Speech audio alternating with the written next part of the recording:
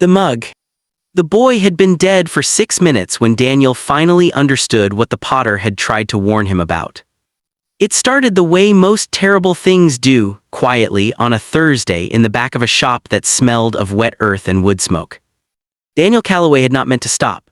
He had been walking the long way home from his office downtown, the way he always walked after a bad day, letting his feet carry him down side streets and alleys where the rent was cheap and the signs were handwritten.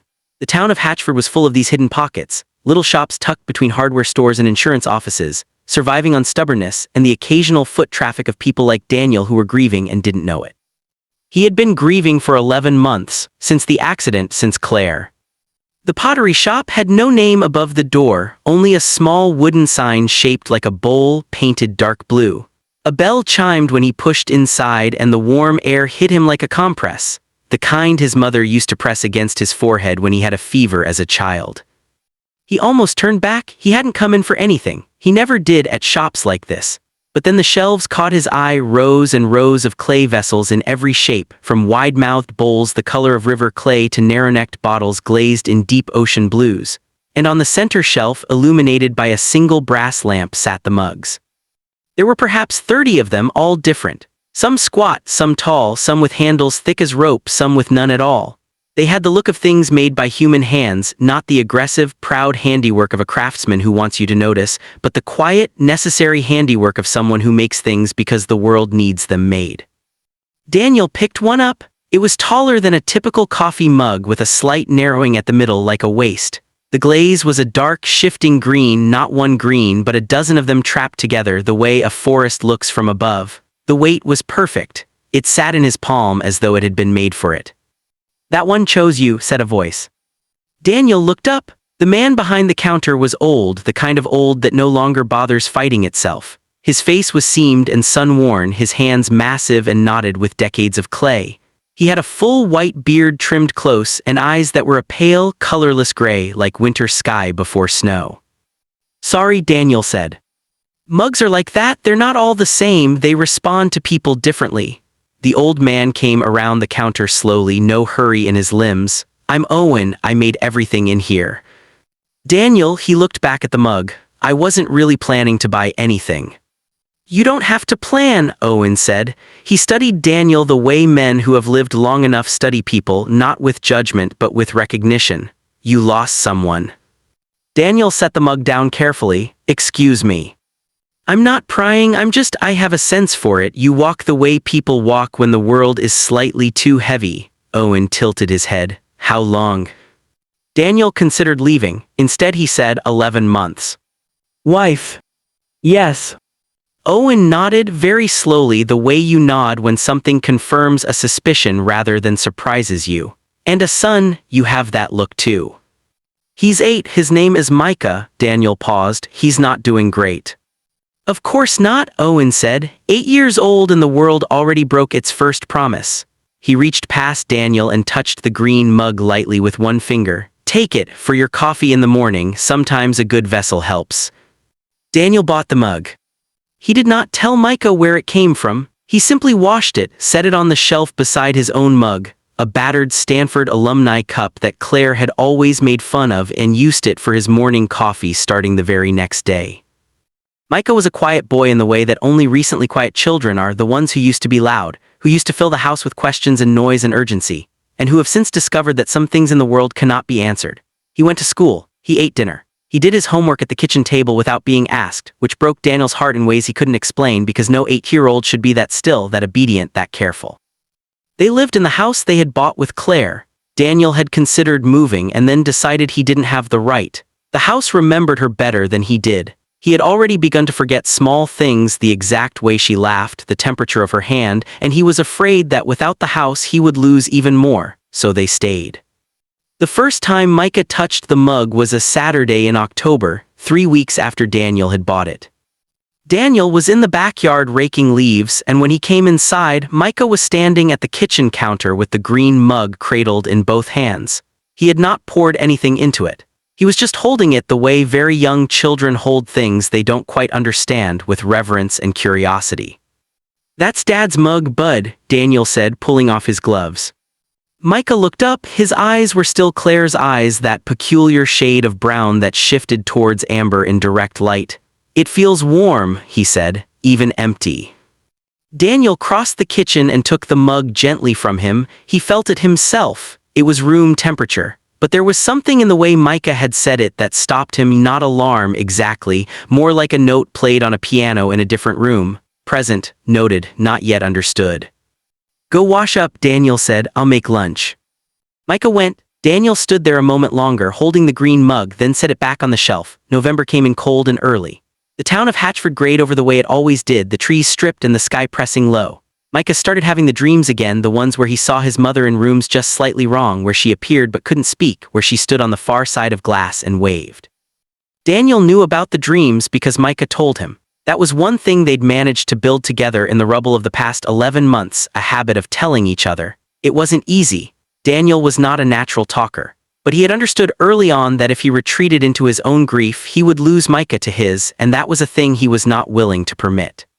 So they talked, in the car, at dinner, sometimes at 11 o'clock at night when Micah appeared in his doorway shadow-eyed and sad and climbed into bed beside him the way he hadn't since he was 5. The mug lived on the shelf. Daniel used it every morning. There was nothing unusual about it. It held coffee. It kept the coffee warm for a remarkable amount of time. He'd noticed that, but there were ceramic glazes that did that, thermal properties. He didn't think about it much. Until the Tuesday Micah came home from school and went straight for it. Daniel was on a work call, sitting at the dining room table with his laptop, and he saw Micah come through the front door, drop his backpack on the floor, something he never did. He always hung it on the hook and walked directly to the kitchen. Something about the directness of it made Daniel pause the call. He found Micah reaching for the shelf. "Hey," he said gently. Micah froze, turned. His face was strange, not guilty, not caught, just strange, somewhere else. "What are you doing, bud?" "I wanted to drink from it," Micah said, simple, no explanation behind it.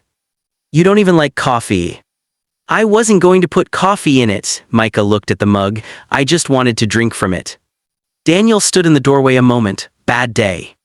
Micah looked back at him then, and his face crumpled for just a second before he reassembled it, that awful learned composure, and nodded. "Come here," Daniel said.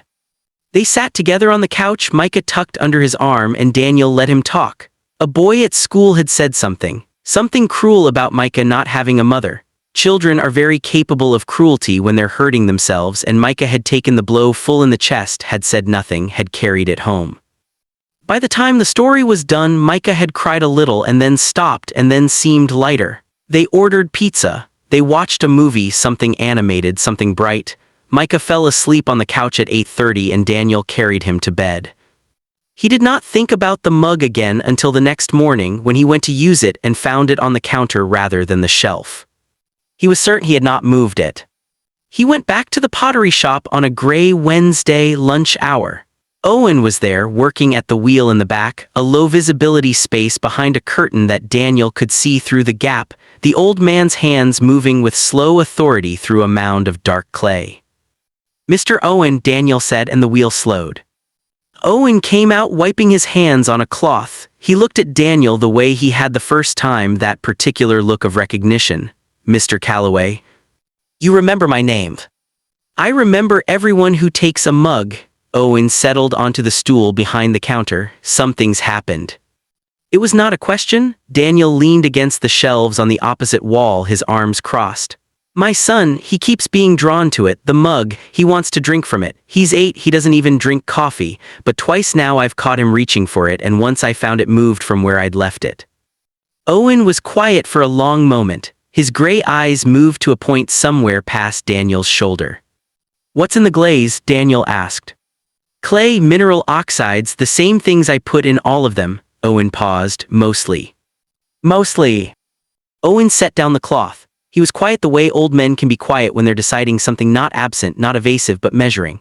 "I've been making pottery for 53 years. I learned from my mother who learned from hers. There are pieces I've made that are just pots, and there are pieces I've made when I was in a particular state, of mind, of heart." He folded his hands on the counter. "I made that mug the week my wife passed." Daniel felt the shift in the air. "I was in grief," Owen continued. I make things when I grieve, I always have. There's something that goes into the clay when you're in that state, something from the hands, from the heat. Most people feel nothing. Some people feel something and call it warmth, call it comfort, don't think further about it. But children, he paused, children who have lost someone sometimes feel it more strongly, much more strongly. What is it they feel? Owen looked at him directly. I believe they feel the grief that went into the making, and I believe for some of them it functions like a door, a way to access their own grief that they haven't been able to open. Daniel was very still. That's not rational. No, Owen agreed, it isn't. You're saying my son wants to drink from a mug because it will help him grieve. I'm saying your son is drawn to something in that mug and I don't think it means him harm, but I also don't know what he'd put in it. Owen met his eyes. What does he want to drink from it? Daniel had not thought to ask, I don't know. Find out, Owen said. He asked Micah that evening, as directly as he could. The mug, Daniel said, the green one, what would you put in it? Micah was at the kitchen table doing homework. He went still at the question, pencil hovering. Water, he said without hesitation. Just water. Micah nodded then, from the garden. Daniel blinked. They had a garden, Claire's garden really. She had planted it their second spring in the house. Tomatoes and herbs in one corner dedicated to flowers that came back every year without being asked. It was past growing season now. The garden was brown and sleeping, but the rain still collected in the bird bath near the back fence, and sometimes after a rainfall that water was very clean and cold. Why from the garden? Daniel asked. Micah's pencil touched the page without writing anything. Because that's where she is, he said quietly. Not in the ground, I know she's not in the ground in the garden, but the flowers she planted come back, so some part of her is there, in the water from there.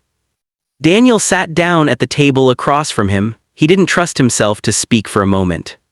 Mom always said water was memory, Micah continued, still not looking up. She said that's why we cry. She said our body knows that the water we lose as tears becomes something else. Clouds, rain, rivers, she said it's not loss, just change of state. Daniel had not known Claire had told him this. And if I drink water from the garden, Micah said, very small, very careful, from where her flowers grow, then maybe I'm drinking something that remembers her too. Daniel's eyes were burning. He breathed very slowly. That's a beautiful thought, bud. I know it doesn't make sense. It makes the kind of sense that matters. He reached across the table and covered Micah's hand with his. Okay, let's do it. Really, yeah, but we do it together. They went out after dinner. It had rained that afternoon and the garden was dark and wet, the bird bath filled. Daniel took the green mug from the shelf and brought it outside. The night was cold, properly cold now, the sky a deep blue-black and salted with stars. Micah led him to the bird bath. It was an old concrete one that had come with the house and they'd never changed it because Claire had liked it. She said it was proof the house had been loved before them. Micah put his hands around the mug when Daniel held it out. And together, both of them holding it, they dipped the mug into the bird bath until it was full. The water was very cold. It smelled like rain. Micah lifted it and drank. He drank slowly with both hands still wrapped around the mug, standing in the dark garden in his coat and boots. He drank all of it, and when he was done, he lowered the mug and stood there for a long time with his eyes closed. Daniel watched him. He didn't speak. Then Micah opened his eyes and they were wet, but he was not crying, or not the broken, desperate crying, not the kind that comes from pain, the kind that comes from something releasing. He looked up at his father, and for the first time in 11 months his face had lost that learned composure. He looked like a child again. He looked like what he was. She's still here, Micah said, isn't she? Daniel got down on one knee in the wet garden so he was eye level with his son. Yeah, he said, in every way she can be, yeah. Micah nodded very seriously, like he was confirming something he had almost let himself believe. Then he stepped forward and put his arms around his father's neck, and Daniel held him hard there in the dark garden, and they both wept finally properly together. The grief that had been stored separately for 11 months came out all at once, and it was enormous and it was painful and it was also somehow a relief. The mug sat on the edge of the bird bath, still and green, catching a thin skin of starlight. Later, when Micah was in bed and deeply asleep, the deep, still sleep of emotional exhaustion, Daniel went back to the garden. He sat on the cold back steps and held the green mug with both hands. He thought about Owen saying, I made that mug the week my wife passed. He thought about grief being pressed into clay, into heat, into glaze. He did not know if he believed it. He was a rational man, an engineer by training, a person who had always placed his faith in the things that could be measured and explained. But he had watched his son's face change tonight. He had felt the shift in Micah the way you feel a change in weather, not theoretical but physical, affecting the atmosphere between them. Whatever had happened, something had unlocked. Some door had opened that had been shut for 11 months. He brought the mug back inside. He washed it at the sink. He dried it carefully and put it back on the shelf where it sat between his battered Stanford mug and the window, the glaze shifting green to green in the kitchen light. Then he sat at the table and did something he had not done since Claire died. He took out a notebook, a yellow legal pad, and he began to write to her. Not an email, not a text message to a number that was no longer active. A real letter in real handwriting on real paper. He wrote for 2 hours. He told her about Micah's report card and about the maple tree in the front yard losing a branch in the October storm, and about the way the garden was already starting to come back in certain small ways despite the season, the bulbs she'd planted still alive underground. He told her about the mug. He told her he didn't understand it and that it had helped their son in some way he couldn't explain and that he was grateful for it. He told her he was still there. He told her he was still waiting for the world to feel real again and that he thought it was starting to, very slowly. In the way that winter mornings start not with brightness but with a gradual lightening of the dark. He told her he loved her, that it was unchanged, that it would be unchanged. He folded the letter and put it in the kitchen drawer. The following Saturday he went back to Owen's shop. The old man was not at the wheel this time. He was sitting in a low chair near the window reading something, and when Daniel came in he folded the book without marking the page, as though he'd been expecting the interruption. "How is the boy?" he asked. Daniel sat on the stool Owen had indicated near the counter. "Better," he said, "genuinely better." Something shifted. Owen nodded. "I want to ask you something." "All right." "Why did you sell it to me?" Daniel said. "If you knew what it was, what it might do, why did you put it out on the shelf?" Owen was quiet for a moment. He looked out the window at the gray street. "Because grief needs vessels," he said. "It's too large to carry loose. It needs to be contained somewhere, held somewhere before it can be felt safely. Clay is good for that. Clay is the oldest material for holding things." He paused. "And because I have found in 53 years that the right objects find the right people, I put them out, the ones that were made in particular states. And they go to the people who need what's in them." "And what was in that one?"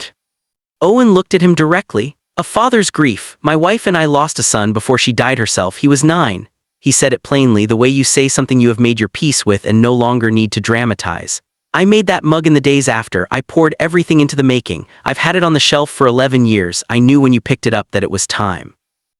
Daniel looked at the shelf of mugs, 30 of them, slightly different, made by the same hands in different states of being. He thought about the one sitting at home between his Stanford cup and the window. "I still don't know if I believe any of this," he said. "You don't have to," Owen said. "Your son drank from it. Your son is better. The believing is beside the point." Daniel nodded slowly. He stood up and then stopped. "Can I ask what happened to your son?"